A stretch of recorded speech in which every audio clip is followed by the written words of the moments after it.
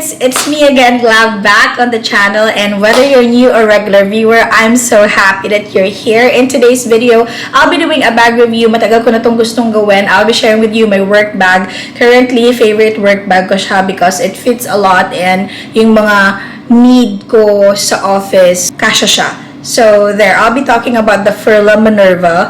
And before I do that, I just want to say thank you for those of you who just recently subscribed. Welcome to my channel. If you're new here, if we're meeting for the first time, my name is Gla, and if you're into bags, bag reviews, or anything under the sun that enticed you na nakita mo dito sa channel ko, then I do hope you subscribe, click the notification bell so that you won't have to miss any of my episodes. Here's the bag, Lamates. Hindi naman siya bagong collection ng Furla, but still, nakikita ko pa rin siya continuously na pinuproduce. And nice kasi siya for me as a work bag. So, if nag-work ka sa office, this one is a good option. And I feel like it's worth sharing. Kaya, sabi ko, okay, let's do bag review dito. Total, dala ko naman siya because dala ko yung laptop ko. I did something very important. So, might as well share it with you na lang din. Okay? And, ang gagawin ko, I'll just share what are the things inside of the bag before I do what are the features, measurements, and even try on. Well, this is just a shoulder bag, but I'm just gonna show you how it looks once this bag is on me, okay? Alright, so ganito siya muna sa loob, papakita ko lang. Dito muna tayo sa isang side, okay? So this is my pouch. Well, since work bag, mahilig din ako talaga na pouch, like naka-segment kung ano yung sa cosmetics, etc. pang tita, ganyan. I'll show you in a while. Okay, so this is my cosmetic pouch or Kikay kit. It contains my pressed powder, skin tint, blush on, lipstick, napakadaming lipstick. Okay, first pouch. And then, yung kasama niyan dito sa side na to, another pouch. Ang nakalagay naman dito, feminine wipes, tissue, small tissue there, and then sanitary napkin in case that ka ng period mo and nasa office ka, at least you're ready. Panty liner also. I have oil control film, though hindi naman din ko siya masyadong nagagamit because sa office aircon, so hindi masyadong napagpapawisan or hindi nag-oil yung face. So, yeah. But in case I want to, like, you know, tanggalin yung mga oil sa face. Good to have, right? And this one is soap. There. This one is like 80 ml perfume, if I'm not mistaken. This one is from Carolina Herrera. Blush. Very nice. Ang bango nito. At ang ganda, oh, diba? Sana may isa pa para at least partner. Char! Okay, we're done with this side. Dito naman tayo sa kabila. Ito. Okay. Ito naman, tita kit. Okay. Andyan yung suklay, katingko, diba? Very tita salompas na gel. This one, super na-enjoy ko pag nilagay nyo sa likod or sa paa sa kamay. Ganda ng effect niya. Malamig, and then parang minamasahe, ganon. And then, naligaw lang yung, this one is not a pressed powder, but lagayan siya ng Johnson's & Johnson's alcohol. And then, this one, menthol din na inhaler. This one is gifted by my friend na nagpunta siya ng Thailand. Ito, nauuso to ngayon there. And, nail cutter. Well, for emergency purposes. Yeah, kaya meron akong nail cutter dyan. So, there, ito yung laman ng tita kit. So, pangatlong pouch na yan. Purong pouch. And then, okay, papakita ko sa inyo. This one, it's not a pouch, but it's like a pencil case. Pero pinaglagyan ko siya ng anik-anik. I bought this sa Muji. Grabe. Kapag estudyante ka or nag-work ka, ang daming magagandang item doon. I have a pair of scissors, scotch tape, ball pen, highlighter, liquid pencil, tape measure, i-measure natin mamaya, and then eraser. O, diba? Kahit tapos ka na mag-aral, kala mo nag-aaral ka pa rin. And wipes. Kung kanina may feminine wash, wash, feminine wipes. This one is the ordinary wipes na pwede saan. And, yun lang. Plus here, nireview ko to, gamit ko pa rin siya, and kita nyo naman, matibay, at kahit nahulog ko na siya ng ilang beses, hindi siya nasisira, di mo kaya. Okay, so yun, yung laman ng left and right compartments. Okay, inside of this middle compartment, andito yung aking work laptop. This one is, I'm not sure, but definitely this is not a 15-inch laptop, probably 14. May 14 ba? Yeah, but this bag kasi fits 15-inch laptop. So, safe ka kung 15-inch yung laptop mo. Pero pag 16, no, hindi kaya. Kasi ito, I've been wanting to use my laptop sleeve na binili, pero kasi nahirapan akong isara, so ito na lang. Yung manipis na tela. Yun. And then, inside, yung aking mouse. Well, may kasama yung headset at may lagayan. Pero since hindi ko naman magagamit yung headset, iniwan ko na siya. May wallet. And then, comfort cross. Alam niyo na to, Glummates. Na-share ko na yan sa inyo. And then, receipts.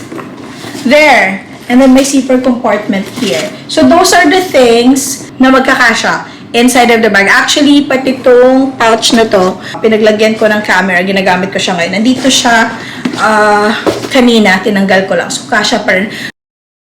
Now, features naman ng bag. Okay, eto. Nung nag-sale to pala, dalawa yung pinagpipilian ko, black and this one. Yan. Medyo light gray ang peg. Pero nung sinerch ko siya, perla ang color. I'm not so sure if I pronounce it correctly, but yeah, P-E-R-L-A. Kasi dito sa Pilipinas, diba, perla, ganon. So yan, this is how it looks. Front view, there. And then side, back, side, bottom. Meron siyang 5 metallic feet para pag dilapag mo, may protection yung bag, and then it has this like magandang design dito sa baba. Yan. And wala na siyang laman, Glummates, and as you can see, it's standalone, very sturdy. Ang galing, diba? Kahit ito din, iganyan nyo lang para tumatayo siya. There you go. And then, dito sa harapan, meron siyang brand logo here na not engraved, but floating logo siya. There. And it comes with this bag charm. Leather to, guys. And then, this one is gold. And then, may nakalagay dito, Furla. O, diba? Simple, pero ang ganda. This one is leather. Textured na smooth leather yung peg. Hindi ito yung cross-grain leather. Hindi siya ganon. 2 strap handles. This one, and ito yung D-rings kung saan yung nag-attach this extended leather here, and the handle, of course. Same at the back. Yun. Alright? And then, inside, so again, meron siyang 2 compartments na open, pero meron siyang magnetic closure. Both sides, ganyan. Ayan. Tapos, dito sa kabila, you have slip pocket and you have this furla na nakalagay. Yan, inside. At yung inside niya, yung inner lining niya is gamusa or suede. Ang smooth, velvety feel. Ganon. Alright? And then, top zip closure yung kanyang middle compartment. So, para siyang triple compartment kasi open to na merong, what do you call this? Magnetic closure, and then you have zipper compartment in between. Yan, and then you have this pocket, slip pocket. And dito naman, you have zipper pocket kung gusto nyong ilagay yung mga important na receipts, documents, etc. There. And ito, this one naman is textile lining. Like para siyang, hindi siya cotton na cotton, but hindi rin siya yung plastic. Yeah. Pero hindi siya suede. You know what I mean? Ganyan yung feel niya. By the way, I did measure the bag a while ago for the interest of time. Yung width niya from here up until here is 12.5 inches. And then height would be here up until here is 9.5 inches. Yung depth or yung lapad niya is 5 inches. Yung drop ng bag from here up until here is 9 inches. This is how it looks kapag suot ko yung bag. Okay, again, this is the sign as a shoulder bag. Ayan siya. Front view. And then side view. Yung drop ng bag, okay lang naman. I can move freely. Hindi masakit sa kilikili. And the bag is lightweight. There. Okay. One last look. By the way, I forgot to mention yung price. So this one, nakikita ko sa mga online seller. Nag-range siya ng 16,000. But I got it on sale. I got it, I think, 8,999. So, 9,000. Kung worth it siya, para sa akin, worth it siya. This one is full leather. The bag is lightweight. Depende na lang sa ilalagay mo. Of course, kapag may laptop, mabigat na talaga. Kaya ako siya nagustuhan, Glammates. Because, grabe, yung material niya, it's so nice. Hindi lang na nabibigyan ng justice ng camera ko yung ganda ng leather in person. As well as those details and hardwares niya. Ang nice. Tapos, well, kilala naman kasi yung Furla na suede talaga yung inside. Parang trademark na sa kanila. Yung con lang here is ensure na walang matatapon, mag-spill talaga sa mga lalagay mo. Kasi it would be difficult for you to remove the stain. Okay, I haven't tried kung merong stain remover para sa suede.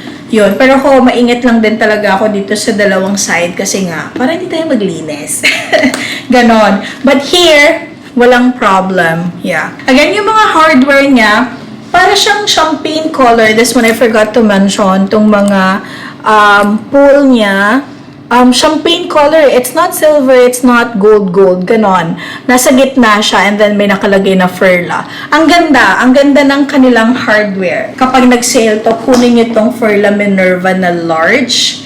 This is a good working bag for me. But of course, if you have options na mas mura, then go for it. Siyempre, Furla, it's kinda, well, I feel like mas mataas siya sa contemporary brands. Basta ako, na-enjoy ko siya. Kung kasya yung payong, yes, of course, it fits. Yeah. Okay. I just hope I was able to help you if you're looking or if you're eyeing for this bag. And if you did like it, please give me a thumbs up, share it with your friends and family. Lahat na ng buong barangay. But if you haven't subscribed yet, please do subscribe and click the notification bell para magkita tayo ulit. Okay? Bye, Glammates! Stay awesome, be gladsome, and keep chasing those dreams. Bye!